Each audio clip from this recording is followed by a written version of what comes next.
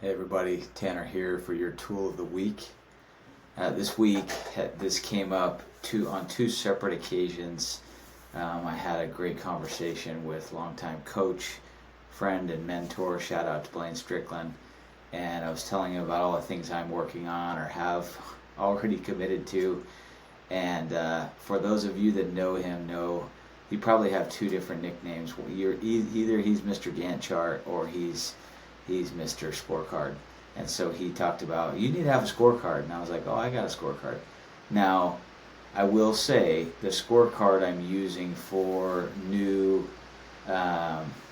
large investments is much more robust than this. But just the methodology, the thought process is the same.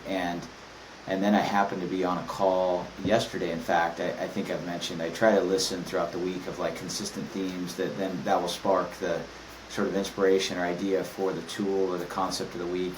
And I was on a call for a nonprofit that I've been helping a little bit on. They're trying to develop their curriculum for mentoring entrepreneurs in developing countries, and we were talking about assessments or diagnostic tools to assess underperformance or areas for improvement. And so just this idea of, for me, and whether this is professional, team oriented, I think maybe this is even outside of dashboards, diagnostics, assessments. I'm a huge fan of objective tools that objectify and sort of take the emotion away. And that's not, as someone that's one of my working geniuses, discernment, and so I'm very sort of gut feel, intuitive, emotional, and so this helps to objectify opportunities.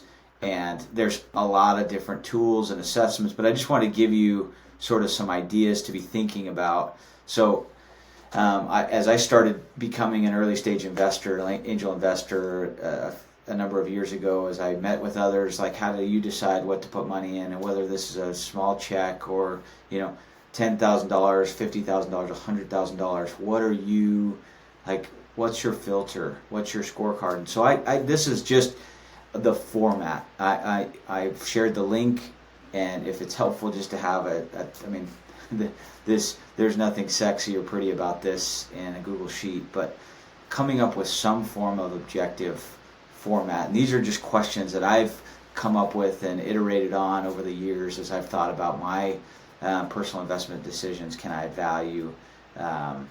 Does the product or service make me excited, positive energy?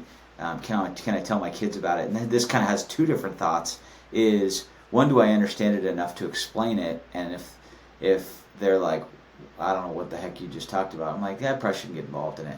Or if it's something I'm embarrassed about, the product, service, whatever it is, I don't want to be a part of it, etc. I'm not going to go through all of it here, but I would challenge each of you, if there are areas where you're frustrated with you go too fast, or you have a hard time objectifying your decision in that investment of time or resources or what have you, create your own personal scorecard or decision filter of sorts, and you'll just have, I think you'll have more objective decisions and feel more clear on, hey, this is, I said anything 80% or anything 30, however you score it, or above, I'm in, I'm a yes. Then if it's it's a 90% out of 100, you're like, yes, I'm a yes.